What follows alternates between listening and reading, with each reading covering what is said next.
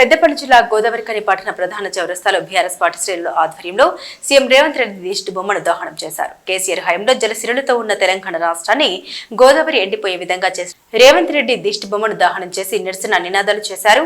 ఈ సందర్భంగా మాజీ ఎమ్మెల్యే కోరుకంటి చందర్ మాట్లాడుతూ కేసీఆర్ హయాంలో కాళేశ్వరం ప్రాజెక్టు కట్టి ప్రతి ఎకరాకు సాగునీరు అందించామని అన్నారు. ప్రస్తుతం కాళేశ్వరం ప్రాజెక్టుకు కాంగ్రెస్ ప్రభుత్వం మరమ్మతులు చేసి నీటిని నింపాలని డిమాండ్ చేశారు. అలాగే రాష్ట్రంలోని డ్యాంలలో నీటిని నింపి పంట పొలాలకు సాగునీరు అందించాలని డిమాండ్ చేశారు. రాష్ట్రంలో త్రాగునీరు సాగునీరు లేక ప్రజలు అల్లాడిపోతున్నారని ఆగ్రహం వ్యక్తం చేశారు. ఈరోజు రామగుండం నియోజకవర్గంలో కాళేశ్వరం ప్రాజెక్టు నిర్మాణం చేసి తెలంగాణకు ప్రతి ఎకరానికి నీళ్ళు అందించేటువంటి విధంగా మిషన్ కాకతీయ నుండి మొదలుకొని ప్రతి ఎకరానికి నీళ్ళు అందించే విధంగా కృషి చేసినటువంటి కేసీఆర్ గారికి ఇలా పాలాభిషేకం చేయడం జరిగింది.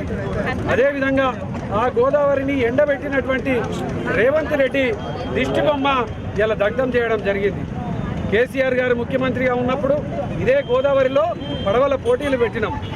ఎన్నికల సమయంలో ఈ యొక్క కాళేశ్వరం ప్రాజెక్టు కూలిపోయిందని పచ్చి అబద్ధాల ప్రచారం చేసి ఆ యొక్క అబద్ధాన్ని కప్పిపుచ్చుకోవడం కోసం 15 నెలలుగా ఈ యొక్క గోదావరిని నింపుతలేరు. మిషన్ ఈరోజు ఉత్తమ్ కుమార్ రెడ్డి గోదావరిలో కాళేశ్వరం ప్రాజెక్టు సేఫ్గానే ఉన్నదని చెప్పింది. మరి ఇప్పటికీ గోదావరి నిండకపోగా ఇలా ఈ ప్రాంతంలో ఉన్నటువంటి మాకు తాగడానికి నీళ్లు లేవు. తలాపున పారుతుంది గోదావరి మాచేను మాచెలక ఏడారని ఆనాడు తెలంగాణ రాష్ట్రం రావడానికి ముందు ఏ విధంగా అయితే పాడుకుంటామో ఇలా అదే పరిస్థితి వచ్చింది. కాబట్టి ఇలా రేవంత్ రెడ్డిని మేము డిమాండ్ చేస్తూ ఉన్నాం.